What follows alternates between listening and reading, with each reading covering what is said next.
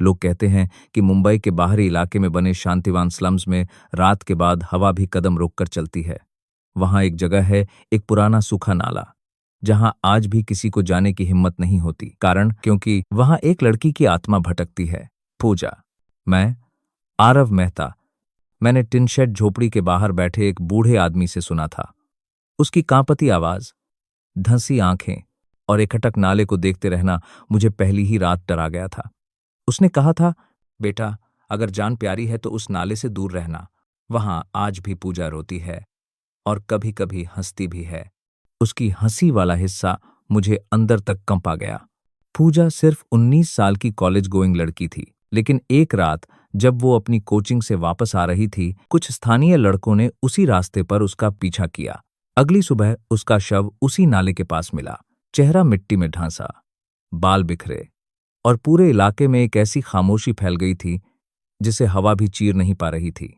Police ने खानापुरी की, समाज ने 2 दिन चर्चा की और फिर सब भूल गए, लेकिन एक माँ का दिल नहीं भूला। उसने पूजा के कमरे का दरवाजा आज तक नहीं खोला।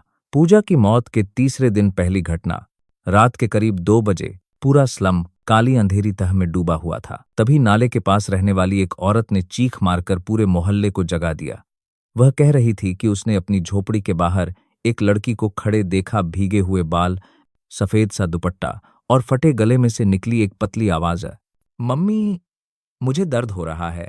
कि जैसे ही वह आगे बढ़, लड़की हवा में धुएं की तरह घुल गई।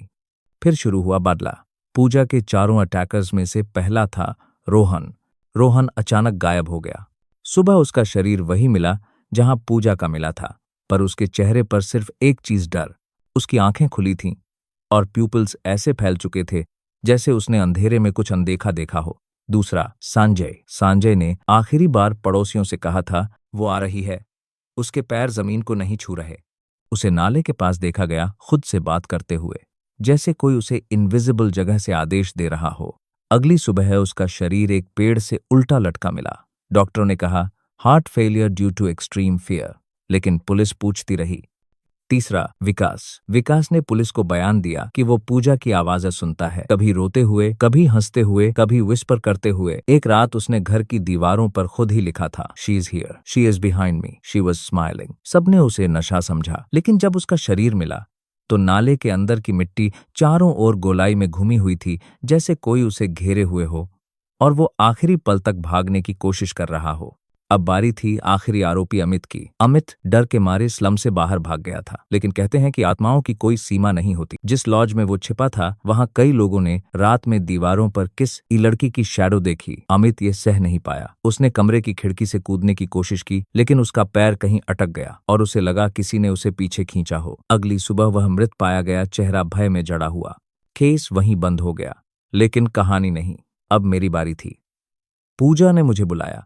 मैंने इन मौतों की सच्चाई जानने के लिए रात 3 बजे नाले के पास जाने का फैसला किया। हवा अचानक भारी हो गई थी। कुत्ते बिना वजह भौंक रहे थे। मेरी फ्लैशलाइट बार बार बंद हो रही थी और तभी मुझे हवा में एक लड़की की सिसकियां सुनाई दी। मैंने आवाज की दिशा में कदम बढ़ाए। अचानक नाले के ऊपर की मिट्टी खुद ब खुद फटने लगी, जैसे किसी ने अंदर से उसे धक्का दिया हो। मेरे ठीक सामने एक लड़की की परछाई उभरी। लंबे गीले बाल, चेहरा आंशिक दिखता हुआ, हाथ खून जैसा काला और आंखें बिल्कुल खाली, जैसे उसमें कोई गहराई ही न हो, सिर्फ दुख और आग।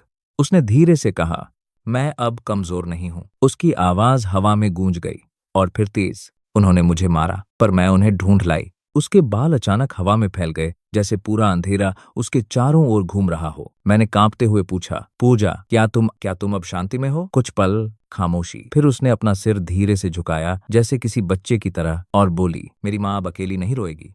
उनका बदला पूरा हो चुका है। धीरे धीरे वो धुएं में बदलने लगी और आखिरी पल में, आज शांतिवान में कोई लड़की को तंग करने की हिम्मत नहीं करता, क्योंकि सब जानते हैं, रात 3 बजे नाले के पास हवा में एक नाम गूंजता है, पूजा, पूजा, पूजा।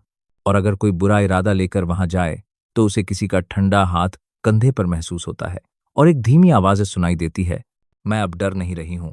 पूजा की आत्मा अब सिर्फ एक चीज चाहती है, कि कोई और लड़की उसके जैसा दर्द ना झेले, और उसका बदला हमेशा के लिए इतिहास बन चुका है।